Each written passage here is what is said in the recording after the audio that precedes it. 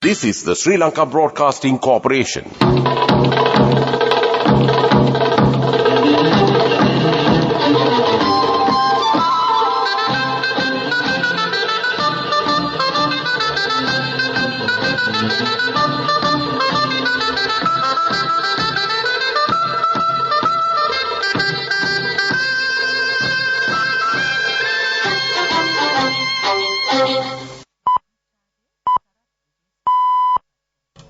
One 15 p.m.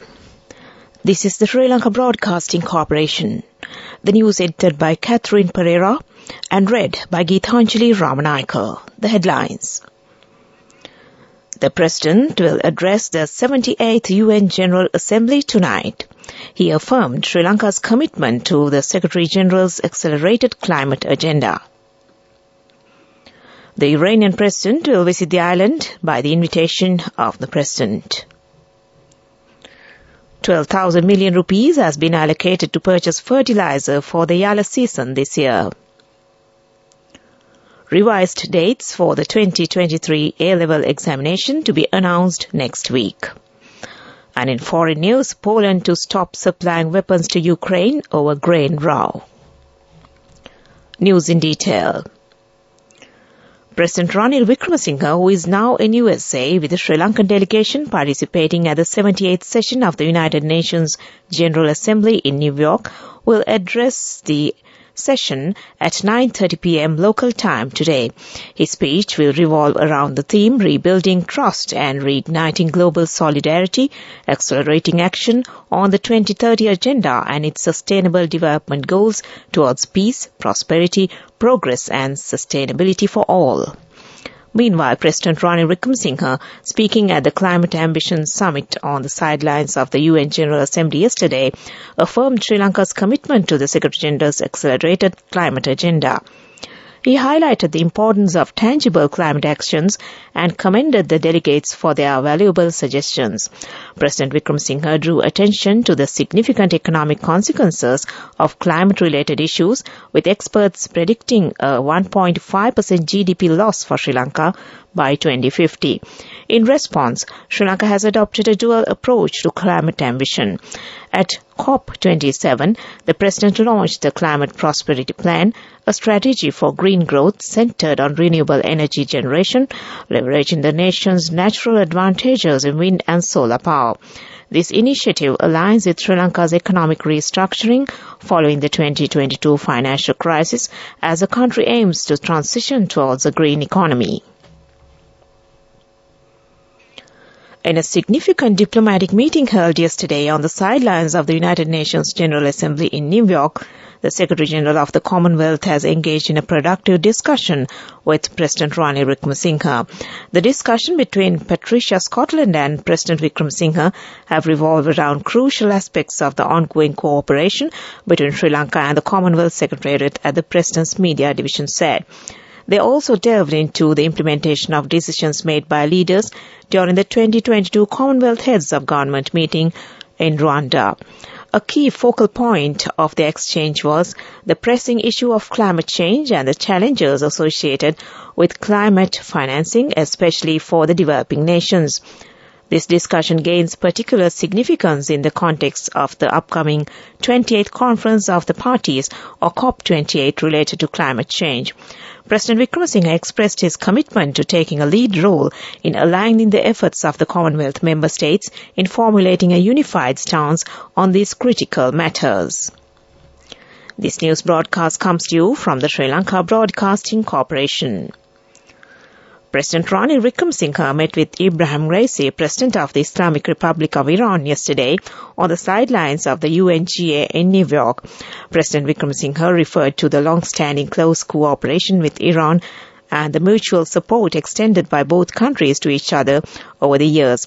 He conveyed appreciation for the assistance during the recent economic crisis. President Raisi stated that both countries need to build on the traditional friendship by identifying new pathways to further expand cooperation. He stated that there is potential to increase economic cooperation and proposed early convening of the Joint Economic Commission. The prospect for cooperation in the agriculture sector, particularly introducing modern technology in which Iran has considerable expertise, was also discussed. The two leaders recognized that as countries belonging to the same region, there is potential for regional cooperation in a range of areas of mutual interest, including as members of the Indian Ocean Rim Association. The president referred to the cooperation with Iran in the power, particularly the Ummah Oil Multipurpose Development Project. In this context, President Wickremesinghe extended an invitation to President Ibrahim Raisi to visit Sri Lanka and ceremonially open the Ummah Oil hydropower station. President Raisi accepted the invitation and also extended an invitation to President Wickremesinghe to visit Iran. Both leaders agreed that these high-level visits would give impetus to further consolidate bilateral ties. The Sri Lankan leader has graciously accepted the invitation and has expressed his intent to schedule the visit in the early months of 2024.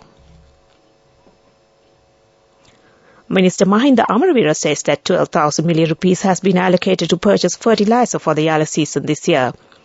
15,000 rupees per hectare has been directed to the accounts of farmers. The chairman of 25 districts that represent the national farmer organizations force held talks with ministry yesterday regarding the existing problems.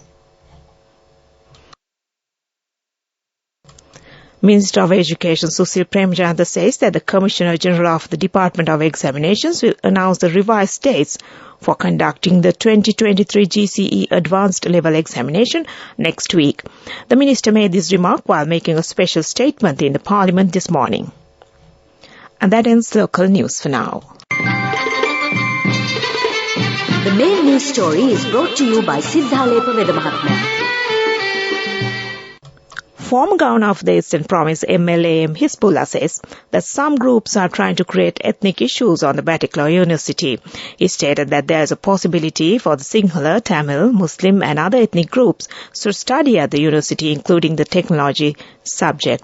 Participating in the Dasadesin program of the SLBC, he stated that a news item published in some media regarding the university as a Sharia university is utterly false. And that was the main news story. The main news story was brought to you by Sinhala Mahatma. On to Watchlight this afternoon. All officers and drivers of the Presidential Secretariat have been notified not to display the Presidential Secretariat's name board on their vehicles, the acting Presidential Secretary said. He said any vehicle displaying such name boards that are not affiliated with the Presidential Secretariat are impersonators trying to deceive the public. And that came to you in Watchlight. World News. Brought to you by courtesy of... It's the power to live life your way. The power to be a trendsetter. Power to you with digital banking from Commercial Bank. Commercial Bank. Our interest is in you. World News, the headlines. Poland to stop supplying weapons to Ukraine over grain row. Azerbaijan halts Karabakh offensive after ceasefire deal with Armenian separatists. And Japan's Toshiba set to end 74-year stock market history. One of Ukraine's staunchest allies, Poland, has announced it will no longer supply weapons to the country as the diplomatic dispute over grain escalates. The nation's prime minister said it would instead focus on arming itself with more modern weapons. The move comes as tensions between the two nations rise. On Tuesday, Poland summoned Ukraine's ambassador over comments made by President Volodymyr Zelensky at the UN. He said some nations had feigned solidarity with Ukraine, which Warsaw denounced as unjustified concerning Poland, which has supported Ukraine since the first days of the war. Azerbaijan's president has declared that his country's sovereignty has been restored over Nagorno-Karabakh after a 24-hour military offensive against ethnic Armenian forces. Ilham Aliyev praised the heroism of Azerbaijan's army hours after Karabakh forces agreed to surrender. Some 120,000 ethnic Armenians live in the South Caucasus enclave, recognized internationally as part of Azerbaijan. Azerbaijan now intends to bring the breakaway region under full control. Toshiba, one of Japan's oldest and biggest firms, is set to end its 74-year-old stock market history as a group of investors have bought a majority stake. The company has announced that a consortium led by private equity Japan Industrial Partners has purchased 78.65% of its shares. Owning more than two-thirds of the firm allows the group to complete a $14 billion deal to take it private. The firm's root date back to 1875 as a marker of clocks and mechanical dolls. Under the deal, its shares could be taken off the stock market as early as end of this year. Back to the headlines of the world news. Poland to stop supplying weapons to Ukraine over grain row. Azerbaijan halts Karabakh offensive after ceasefire deal with Armenian separatists. And Japan's Toshiba set to end 74-year stock market history. That ends world news. World News. Brought to you by courtesy of... This message is for all the kids between the ages of 4 and 16 who love to draw. Commercial Bank's Arunalu Sittam is back once again. This time, the competition is also open to Sri Lankan kids currently living abroad. First, second and third place prizes will be awarded along with special merit and merit certificates. For more information, visit the Commercial Bank website. We have so many prizes to be won. Development News. The government of India has agreed to provide 10 railway engines to the country under the Indian credit line.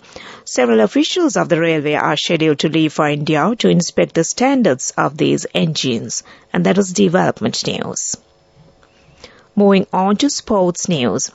The hearing of the case against Sri Lankan cricketer Danushka Gunatilaka over alleged sexual assault before the New South Wales District Court has been concluded, and Judge Sarah Huggett will deliver her verdict on 28th of this month, Australian media confirmed.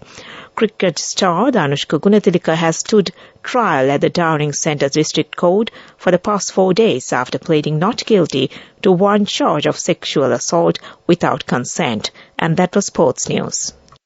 Go ekak thiyana youth eකට life එකේ change එකට නියමෙට set වෙන්න ඇස් වහගෙන දැකපු වීන හැබැයි කරන්න youth එකට නියමෙට set වෙන්න friendship එක මෙන්න. The all-new NSB Ithru account, NSB IM, a plan for your dream.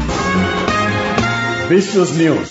Sponsored by National Savings Bank, the safest place for your money.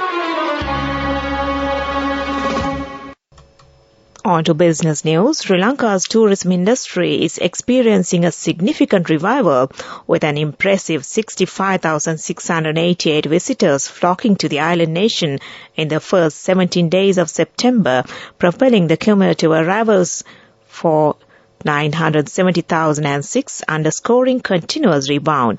The influx of tourists during this period was marked by a steady rise. In the initial week, 26,762 travelers made their way to Sri Lanka, with an even higher number of 27,120 arrivals in the second week. And that was business news. Business News. Sponsored by National Savings Bank, the safest place for your money. Go ekak thiyana youth එකට life එකේ change එකට නියමෙට set වෙන්න ඇස් වහගෙන දැකපු වීන හැබැයි කරන්න youth එකට නියමෙට set වෙන්න friendship එක මෙන්න. The all-new NSB Ithru account, NSB IM, a plan for your dream. On to economic news. A discussion will be conducted to reduce the price of chicken with the participation of Minister Nalin Fernando and the producers. The current price of a kilo of chicken is sold at 1,250 rupees. The minister emphasized that the price should be reduced by 200 rupees.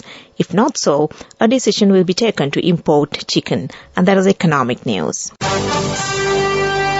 Weather report.